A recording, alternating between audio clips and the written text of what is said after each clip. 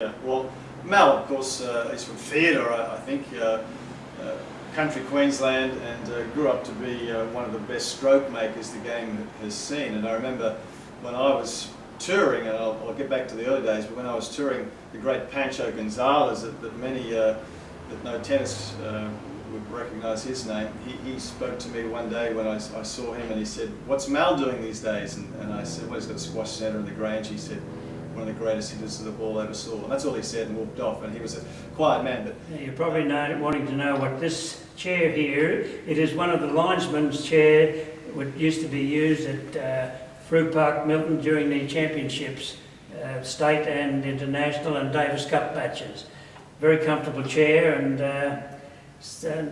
I didn't happen to knock anyone off the chair anyway during the tournaments, but that's the one.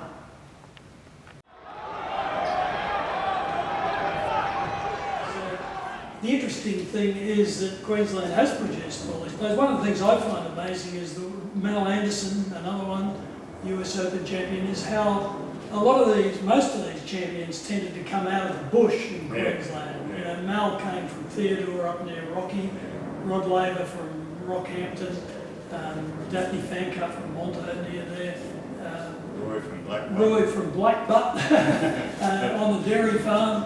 You know, Bud Collins, the famous American tennis writer, was so impressed with Roy Emerson. They tell me that he flew out to Brisbane, got in a taxi and said, "Take me to Blackbutt." And when he got to Blackbutt, he thought, they haven't got a sign up saying this is Roy Emerson's hometown. All it says is Blackbutt population 3,150. And so he went up and asked people, where was the Emerson dairy farm? And they said, "Oh, I don't know, sport." And so finally he found it, and he had a teaspoon in a plastic bag, and he took some of the ant bed off and kept some of Roy Emerson's home tennis court. So there are a lot of people in the world of tennis. There are hundreds of thousands of tennis fans, because tennis is a game that's played in every country in the world. It's like soccer. Yeah. You know, we follow rugby league, but that's played in about 4 countries, and cricket that's played in about 8. But tennis is a truly international game for men and women, whereas soccer is mainly a men's thing. So tennis, in my opinion, would be the sport with the biggest potential audience in the world. Absolutely. Well, there's now, I think, 150 countries play Davis Cup and Fed Cup. Wow, I didn't know that, yeah. So, back in my days, about 30 played Davis Cup and none played Fed Cup.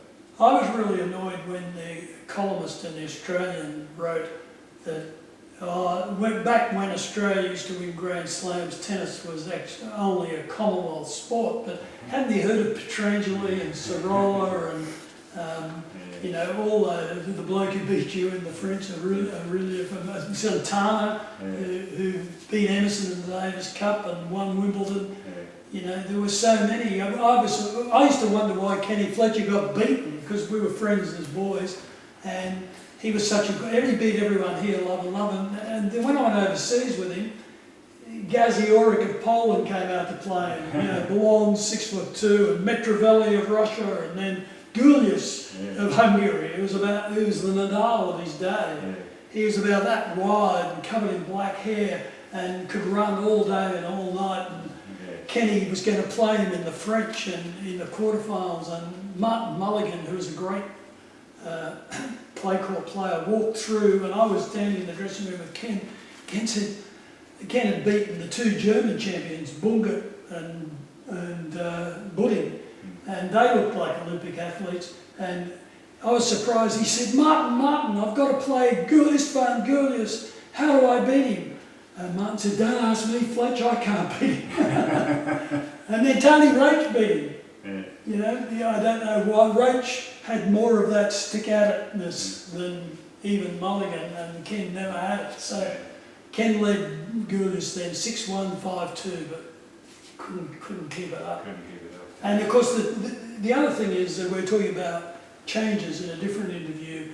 The French centre court at that stage was twice as wide as it is now, and people don't realise that. They put seats in, and so it was 3 courts wide. So Ken would whip a forehand across court, And this bloke would run out, way out and get it and lob it up, and Ken would go back and smash it that way, and he would run right across and get it. He couldn't do that now.